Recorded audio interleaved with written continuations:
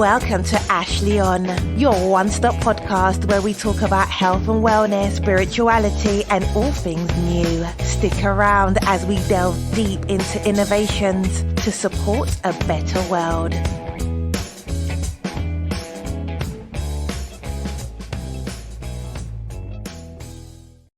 Hello and welcome to the show. Today's show is with Neale Donald Walsch, who's the author of God Talk and also Conversations with God. It's a great program. I find it very interesting. Neale was in a bad place in his life several years ago and found God giving him direction. And he goes on to change his life to follow that direction and has written a couple of great books, as I mentioned. It's just a wonderful perspective on life itself.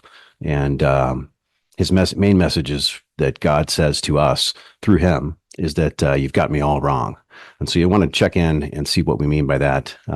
What is Neale saying when he means that God thinks that we've got him all wrong? What can we do about that? And where do we go from there? And he also talks about God being pure love. What does that mean? And how does that relate to us on a general scale? But it's a very interesting conversation. Hope you enjoy the show. Thank you so much. Hello, this episode is brought to you by Morrison Alley. Morrison Alley provides consulting focused around strategy, leadership, and team development, as well as AI implementations to streamline effectiveness or marketing solutions or app development, and then leadership development from our Fire and Rain leadership development team, focused on executive leadership experiences and experiential learning. Check it out, morrisonalley.com. Thanks. Hello, Neale Donald Walsch. Thank you and welcome to the show. Nice to meet you today. Thank you. It's good to be here. I appreciate the invitation and the opportunity. How can I serve you? Well, Neale, I just am fascinated with, with your book, God Talk, as well as Conversations with God, your prior works. We explore all kinds of different things here on the show, ways of new thinking, innovations, spirituality, health and wellness across the board, in the spirit of trying to help spread the word, right? And build a better world. And I just was glad that you accepted to be on the show today and wanted to talk to you about your book, God Talk, and other things as we go along the way. So why don't you introduce yourself first, and then we can just take it from there. Okay. Hi, I'm Neale.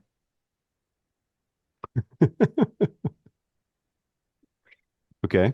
Okay, I can give you a longer introduction. I've written a few books here and there, and I had an experience 30 years ago, really now. It's funny how time flies, but I did have an experience 30 years ago in which I felt that I was actually communicating with the divine, having a conversation with God. And I was told in that conversation that we're all having conversations with God all the time. We're just calling it something else. An epiphany or a brilliant idea or sudden insight or women's intuition, whatever words we want to use, but that we're all having the same experience where somehow out of the blue something occurs to us but what I did that was different was I wrote it down. I wrote down what I was hearing, what I was receiving, if you please.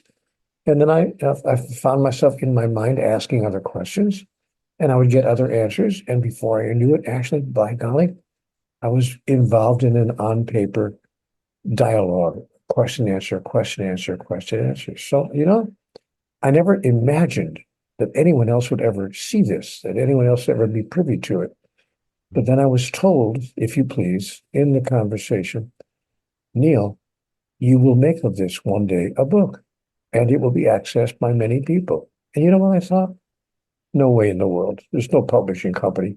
I mean, I could self-publish it, but no publishing company of repute is going to publish a book because a guy claims that he's talking directly to God. It's not going to happen. Right.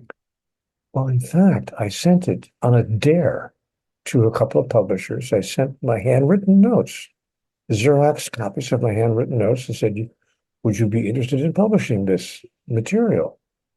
And by golly, if one of those people didn't call me back and say, we love it, we're going to put it out. and they said it's a great work of fiction about a guy who imagines that he's having a conversation with God. I said, whoa, wait a minute. This is not a work of fiction.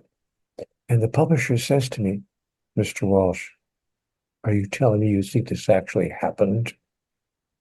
I said, I know it did. That's why I sent it to you. But I totally get that you don't want to publish it because it seems strange and pretty weird. He said, no, we can put it out as a nonfiction book, but it's not going to find 500 readers because the average, as a work of fiction, you could find a lot of people thinking, what an interesting story. But if you want people to really believe this happened to you, you're not going to find 500 readers. But we'll put it out, just because we like the material. And you know what? He was right. The book they published did not find 500 readers. It found 5 million. Wow. In 37 languages. I'm not bragging, I'm just saying. So when that happened, I realized, oh, maybe I should listen carefully to what I'm being told here. And maybe we all should. Maybe all of us should pay more attention to this whole process by which life communicates to life about life through the process of life itself. And then one day, I know you asked for an introduction and didn't expect me to talk great. for a half hour. This is great. Just keep going. This is wonderful. Well, then one day I got a call, which rarely happens to a published author.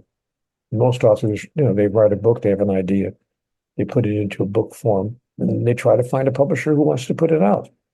But in this case, my phone rang, and it was a publisher calling me. And a lady who owns a publishing company, and she said, would you be willing to write a book for us? I said, well, what did you have in mind? She said, we'd like to have you write a book that explains to people how they can have their own experience like the one you claim to have had. How is it possible for the average person to have conversations with God? I said, well, of course it is. And we're doing it all the time. We're just calling it something else, a point I just made. Mm-hmm. She said, well, could you write a book about that? I said, sure, I'd be happy to. So I did. And she titled the book God Talk. And you know what she wanted to do, this publisher? She said, we want to make a point here with the book that it's not just one guy, one person out there in Oregon who's had this experience. We want to make it clear that it's common that people all throughout the world have claimed experiences of divine intervention, where God intervenes in their life in a very personal and direct way. So she put in an announcement. She put an invitation up on the internet, inviting people who feel they've had a direct conversation with God or an intervention from the divine to tell her about it and send her an email back. She said she got hundreds of emails from around the world, and she took 10 or 15 of the best ones, which she thought were the most interesting stories, and put them in the book. In the book that we were writing, that I was writing called God Talk, to prove to people that it isn't just this guy in Oregon, but it's people all over the world. So the book contains a story of a mother whose answers came through a vision of her child, a woman who was reassured of her health condition that would be healed, a scientist whose conversations with the presence of God dramatically changed his life. Lots of stories in that book from people around the world who are claiming, hey, Walsh isn't the only guy who's had this kind of intervention. So that's, the brief introduction of who I am and why I'm here, and I appreciate the opportunity to share that with you. Thank you, Neale. That's great. Can you share with us, obviously your point is that we can all talk to God and we're all doing that in our own ways. However, not all of us have maybe are as aware of that, have it be so clear, and have the experiences such that you had. What about your background? Can you tell us, how were you raised in terms of your belief system and your faith and what got you to that point when you started having the conversation the first time that you did that? Well, good question. I've always believed in the thing called God. I was raised by my family as a Roman Catholic. My family were staunch Catholics. So they put me into a Catholic elementary school, and so I had received all of the Catholic doctrine all through my grade school years. But I got to tell you, actually, that When I was around 16 or 17, I really stepped away from all of that because I found it difficult to embrace, to continue to hold as my own truth some of the things that the Catholic Church was teaching me. And so I started looking at other faiths because I didn't want to give up my entire belief in God, but I thought maybe it's just the doctrine of the Catholic Church that bothers me. And I checked into the Baptist Church, the Methodist Church, the Lutheran Church. I looked at the Jewish religion seriously. I took a look at the Muslim faith tradition. I found myself fascinated by Buddhism. I just really, in my late teens and early 20s, I was looking at all the belief systems I could get my hands on, book-wise, and reading stuff just to try to figure out what's going on with this thing about God. But you know what? There were so many divergent points of view. I don't know whether you're aware of it right now, but you can Google this. I'm not making this story up. There are 4,223 religions now being practiced on the earth. Not from the beginning of time, being practiced today on the planet. So, I finally decided, okay, obviously we can't agree on who and what this thing is that we call a higher power. But whether we can agree on it doctrinally or not, one thing is interesting. Surveys have shown, sociologists have taken surveys in country after country that indicate that 8 out of 10 people would say yes when they're asked a simple question. Do you believe in some kind of higher power? So we can't agree on what the higher power is and what it wants and what it does if it doesn't get what it wants and all of that. But we do seem to agree that there's more going on here than meets the eye, that there is some kind of a higher power. So that's my story with regard to how it came to pass that I wrote that book, God Talk. So you had spent you had a desire to have a relationship with God in some way, and or at least have some kind of understanding, if not a relationship with God. I don't think I had a desire to have a relationship with God, but I did have a desire to understand more about this thing that people call the higher power. Yeah, I wanted to know more about it. If I recall, you were you faced with some troubling situation when you first had your first conversation? Weren't you kind of at a turning point in your life, if I recall? That's what drove me to have my first experience of the conversations with God. Actually, I had what I laughingly refer to now in retrospect as the triple whammy. And for me, the triple whammy was there was a period of time in my life, now it's about 30, 35 years ago, but my relationship with my wife was breaking down. It wasn't acrimonious. We weren't angry with each other. We just kind of agreed, agreeably that we weren't doing as well together as we thought we might. And so we decided to go our separate ways. And and I was very sad about that. We had 2 children together, and I was not happy about that experience. But I thought, well, okay, we can make this work. We can have shared custody and so forth. But actually, 5 days later, I lost my job. The company that I was working for, the corporation, sent down a memo from headquarters that they needed to lose some overhead, so they had to downsize.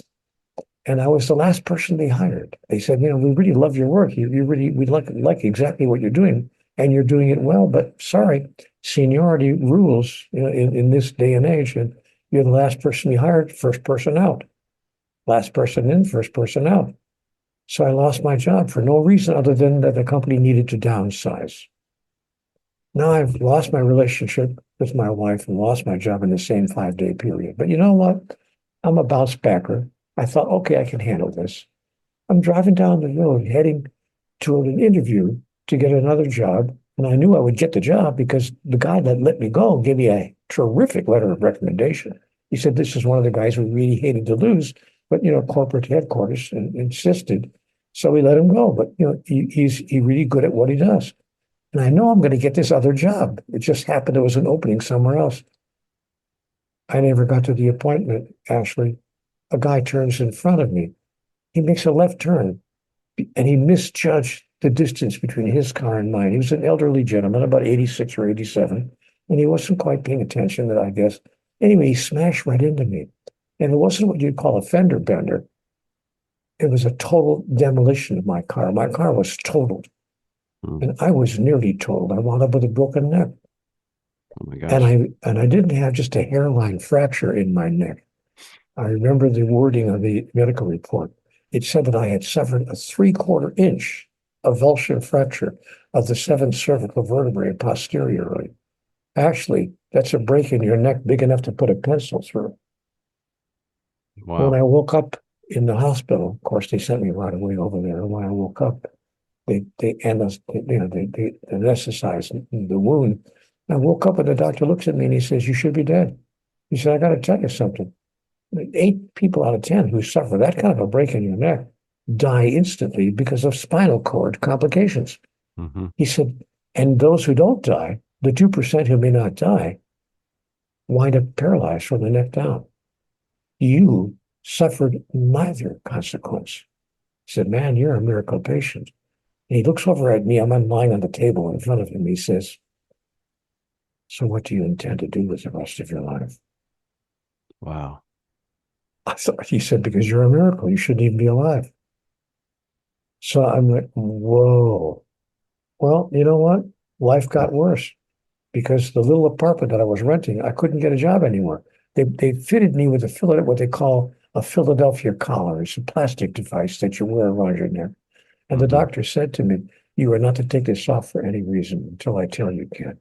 We're waiting for your neck to fuse back. We can do an operation, but they rarely succeed as well. When the body will heal itself, it's going to take a few months. So do not take this collar off for any reason because it's the only thing holding your head up." I said, "Okay, fair enough." But guess what? Nobody would hire me.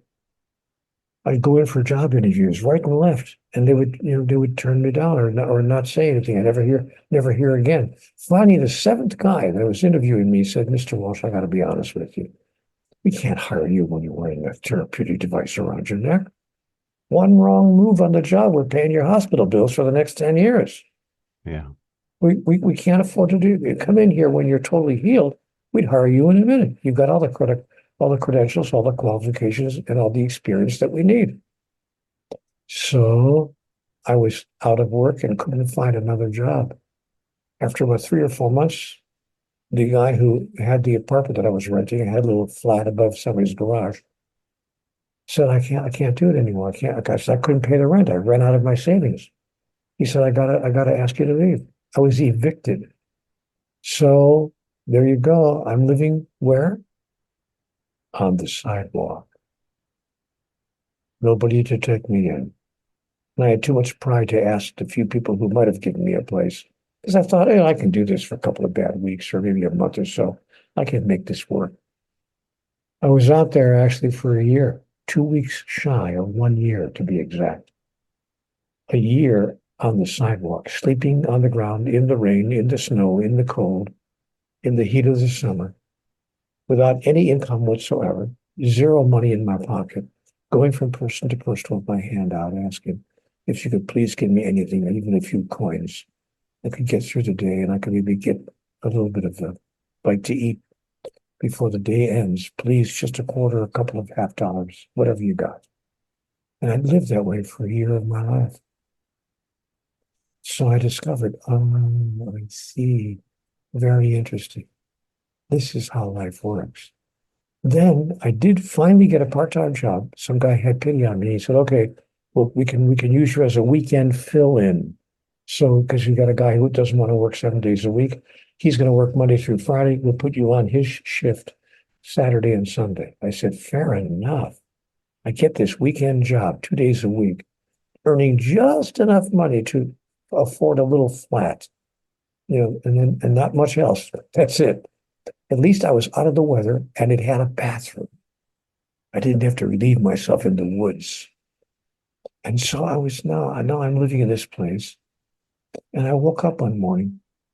Sorry for the long story, but this is what happened. I woke up one morning at 4:23 in the morning, and I'm thinking to myself, what the heck does life want from me? What's going on? And what have I done to deserve a life of such continuing struggle? Is this never going to end? And as it happened, a tablet on the coffee table in front of me I guess I was making grocery lists or whatever I was doing with it.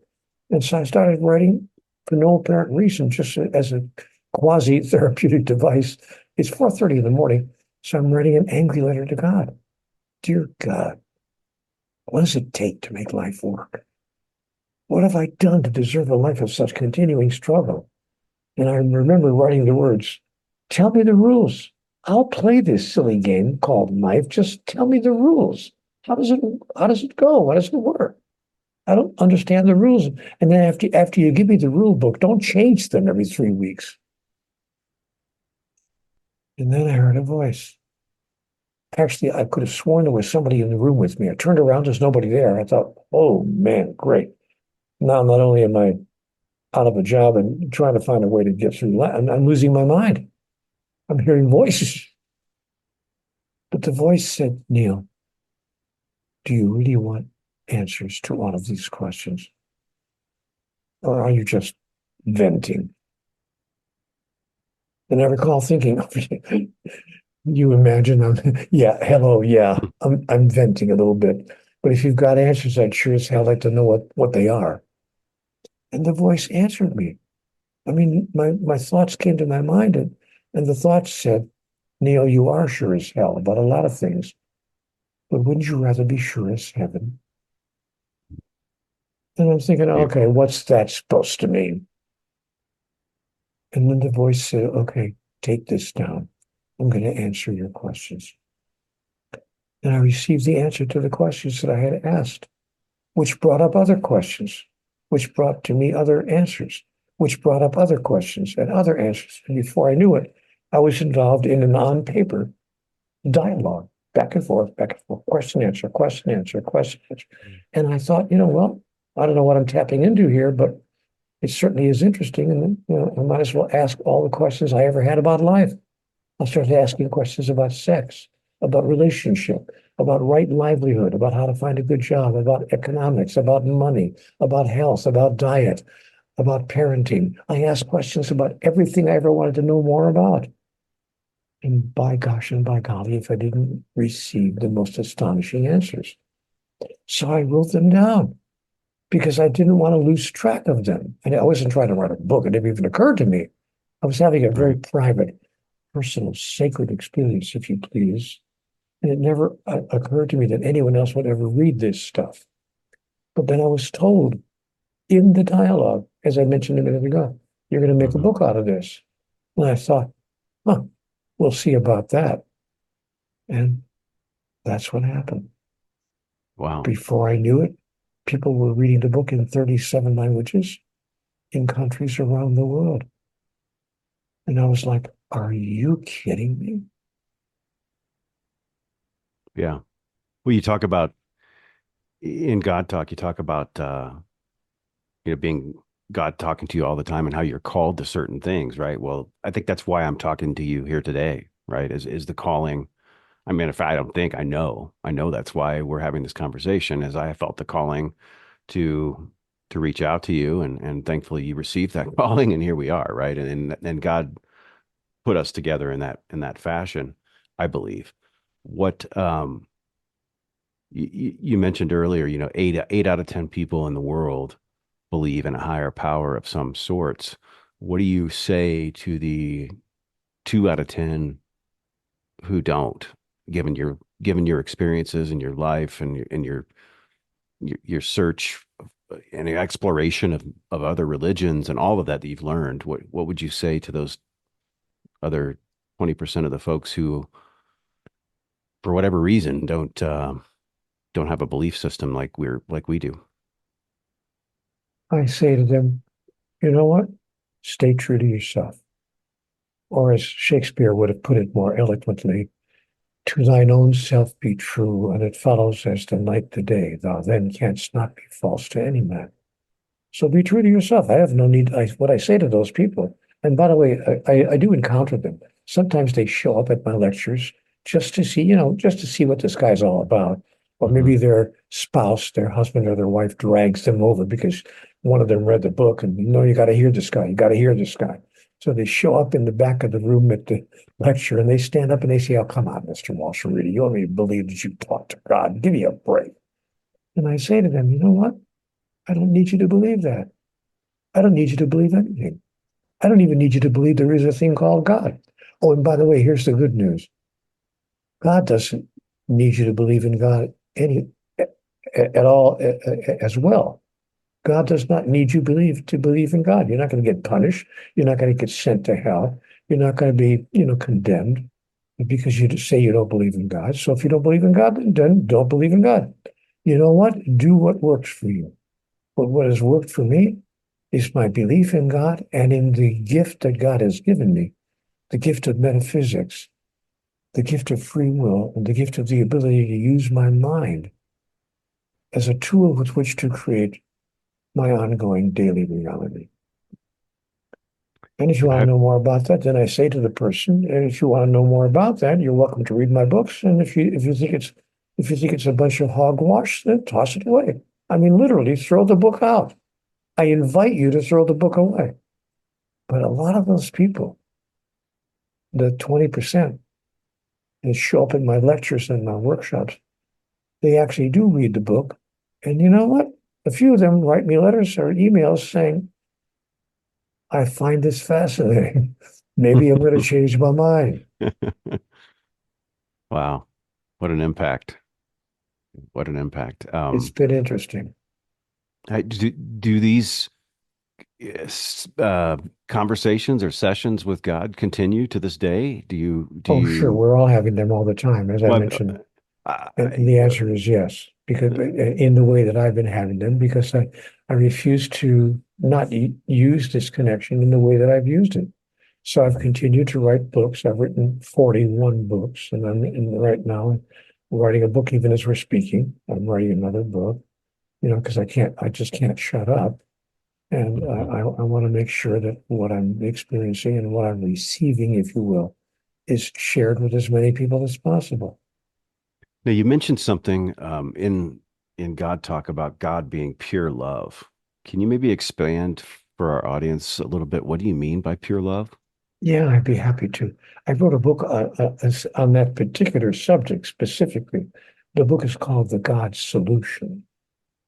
And in The God Solution, I offer this idea.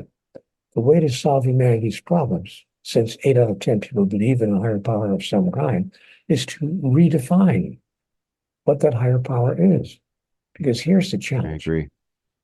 The challenge is that most people who believe in God believe in a God of judgment, condemnation, and punishment. Either you do things God's way or you're in big trouble.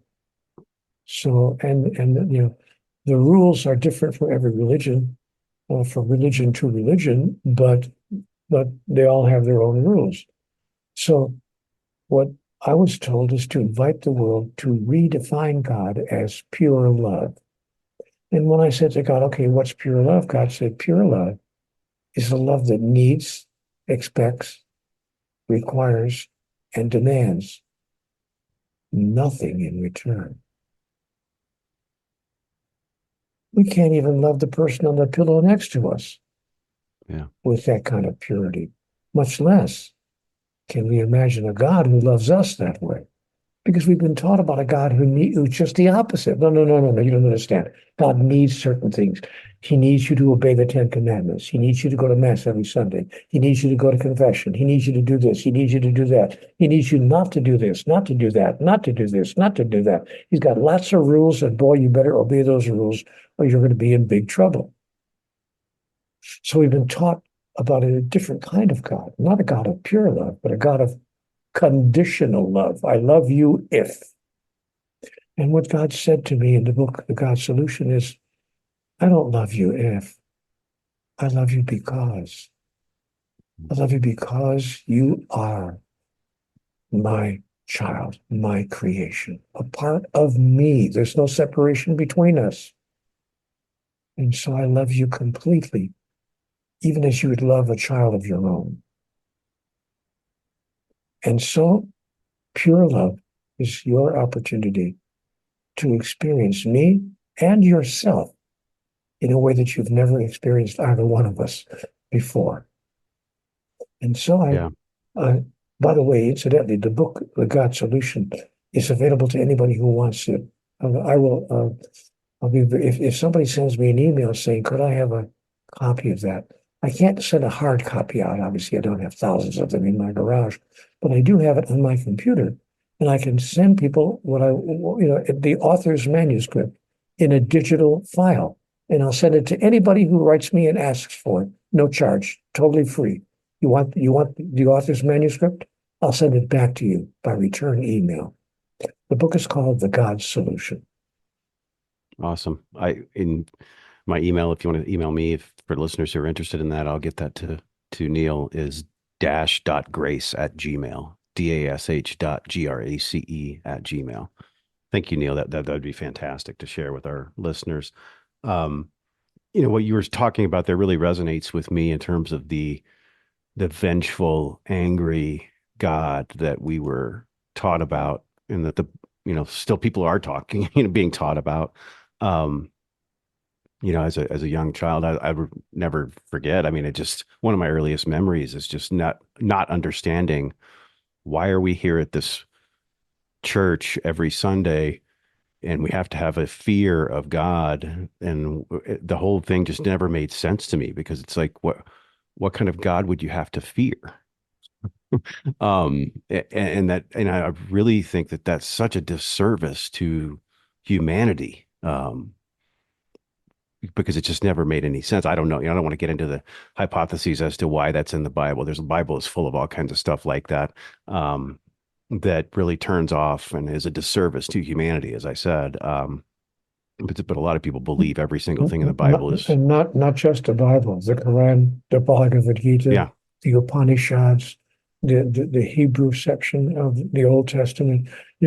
Guys, the doctrines of every religion on the earth, not just the Bible, teach the same thing. Either obey God's commands or you're in big trouble.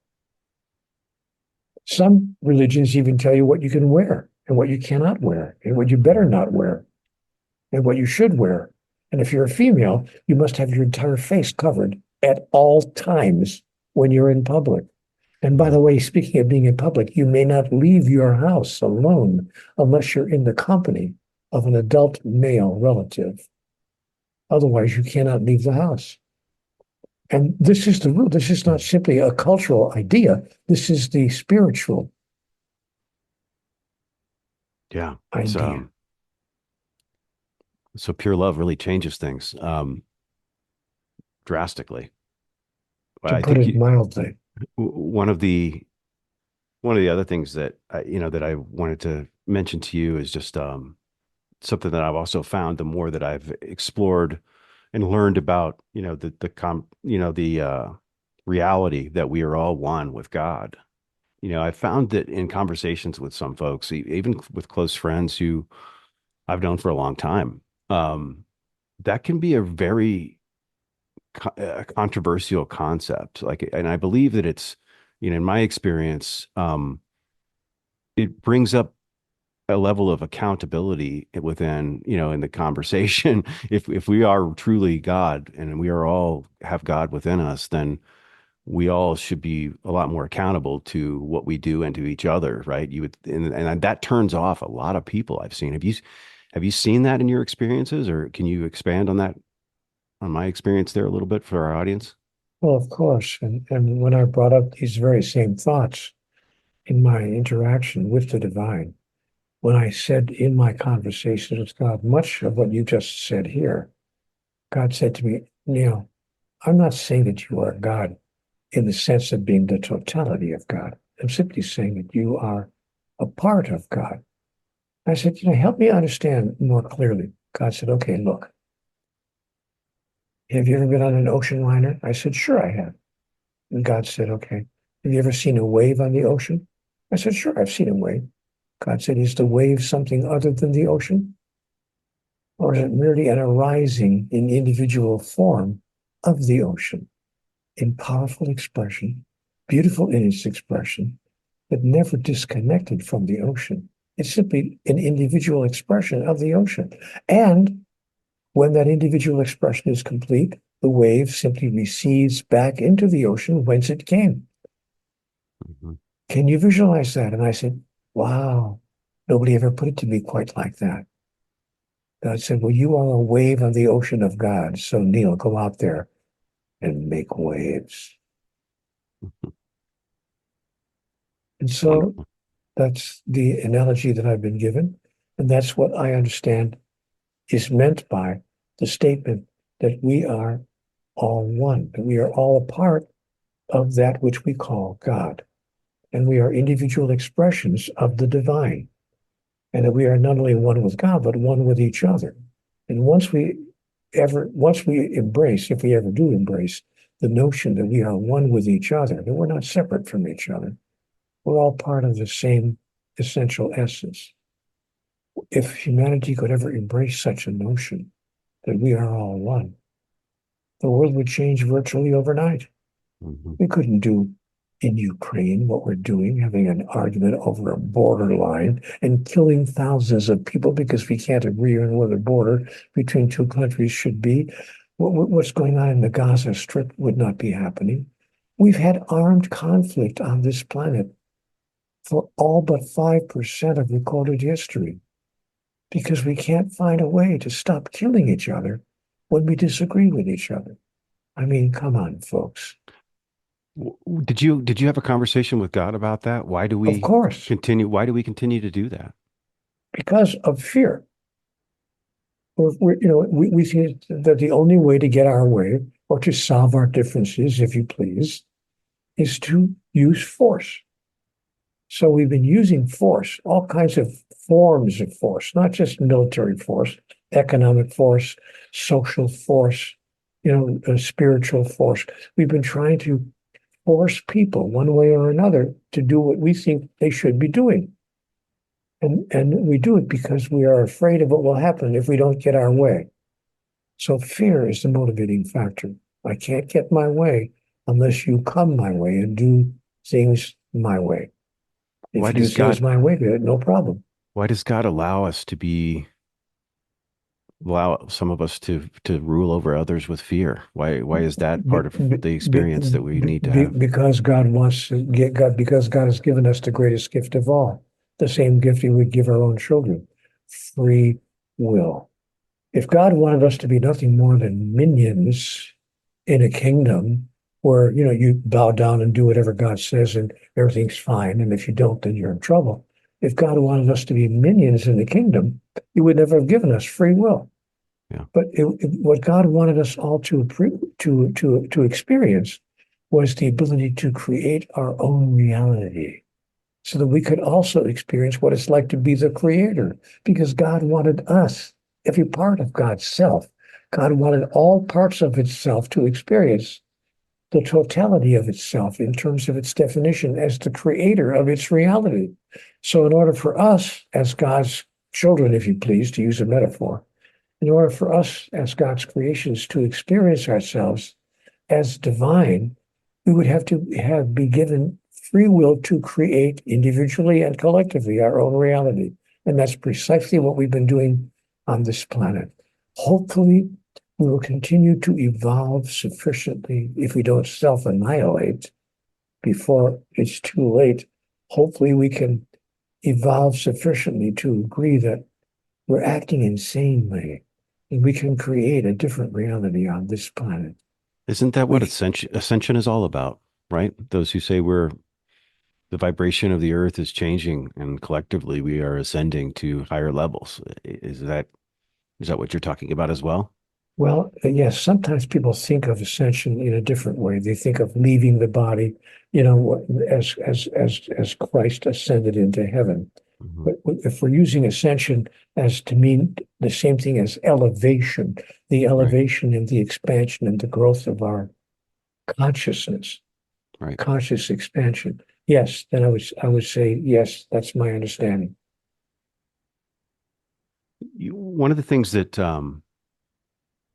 you talk about free will, right? And in and in the book, I believe you talk about one of the steps is people being willing, right? What do you mean by that in terms of what can people do to be willing? Like what can people do to help others be willing? Well, willingness is one of the 6 steps that I placed in the book about having your own conversation with God. to put it into context. That's what willingness is about.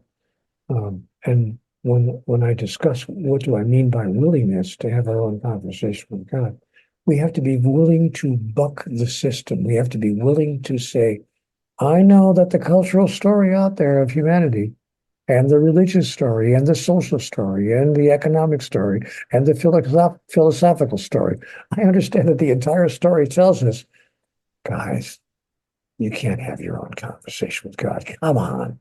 I mean, you're not the Pope.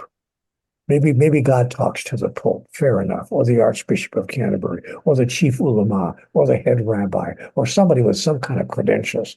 But God isn't going to talk to the first baseman for the New York Yankees. I mean, give me a break, much less you, Neil.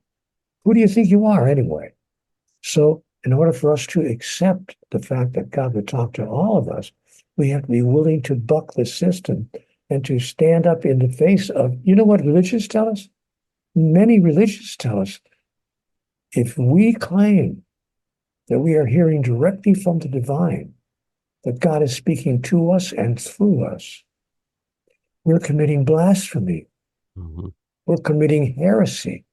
Some religions can put you to death for simply making such a claim. So what I mean by willingness is we have to have the courage and the bravery to stand up against that whole cultural story and to say, I'm sorry, guys. I understand that in your idea, even those of you who do believe in God, do not accept the fact that God talks to human beings. Well, maybe he talked to Moses. Okay, fair enough, and gave Moses the 10 Commandments, but he doesn't talk. Well, maybe he talked to Jesus for a couple of hours, and maybe made Jesus the Son of God, but he doesn't talk to. Well, maybe he talked to Muslim leader, maybe Muhammad, bless his holy name. So he probably talked to Muhammad, but he doesn't talk.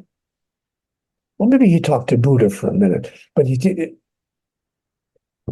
Well, maybe he talked to Mother Mary and to Catherine of Genoa and to Joan of Arc and to Julian of Norwich and to Mother Teresa, and maybe, by golly, maybe he even talks to hosts of radio and television podcasts like Ashley. No way in the world would God talk directly to Ashley. Come on.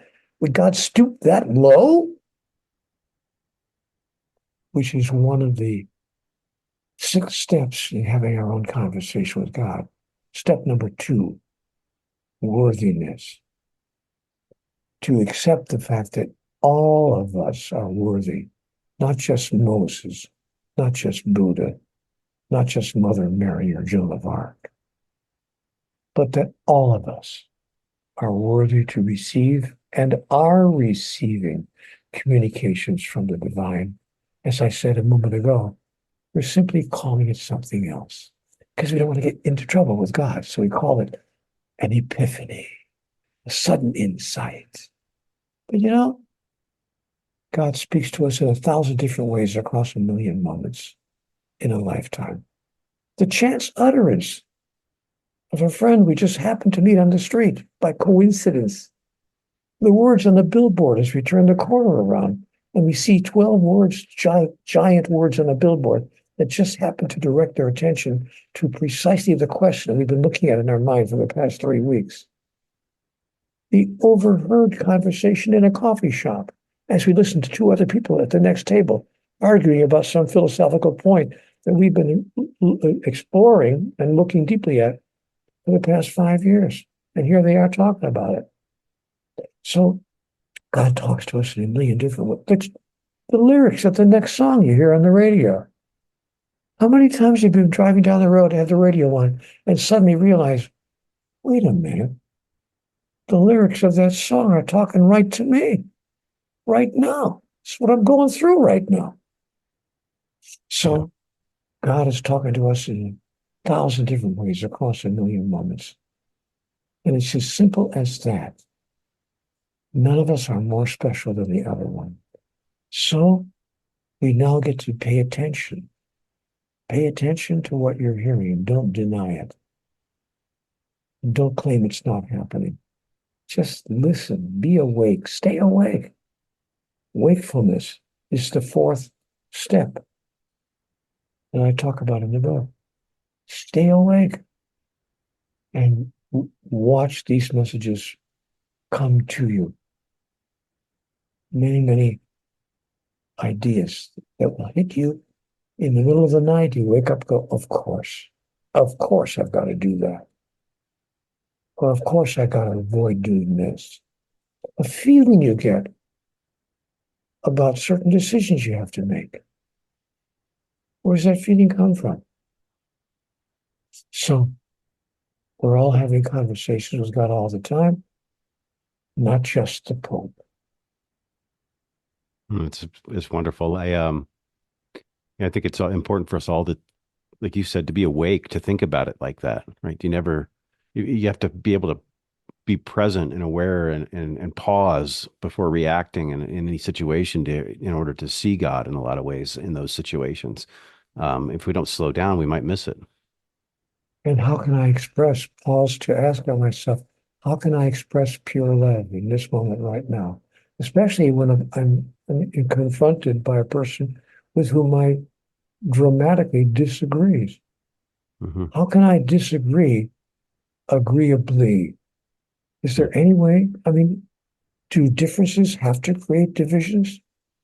Do contrasts have to create conflicts? Does opposing points of view have to create oppositions? What is it here that we don't understand? Surely there ought to be a way for us to have a different idea about things without hurting each other verbally or worse yet, physically, in response to the differences that exist between us. Wow, whatever happened to the French statement, which was a statement of great wisdom? Vive la différence. Indeed. Might be a great place for us to stop. Neale, thank you so much for your time. I wonder if you have any final words from you or from God that you'd like to share. God gave me a 5-word message to share with the world whenever I had a chance to, and I promised that I would. Here's God's 5-word message to the world. You've got me all wrong. That's great. Thank you, Neale. I would love for you to hang on for a second. I'll stop the recording, and it's been great talking to you. Thank you so much for taking the time to be with us, and I look forward to reading even more of your past works and your future works. Thank you, my friend. It was lovely to be with you, and I appreciate the opportunity.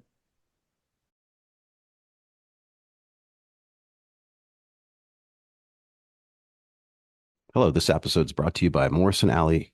Morrison Alley provides consulting focused around strategy, leadership, and team development, as well as AI implementations to streamline effectiveness or marketing solutions or app development, and then leadership development from our Fire and Rain leadership development team, focused on executive leadership experiences and experiential learning. Check it out, morrisonalley.com. Thanks.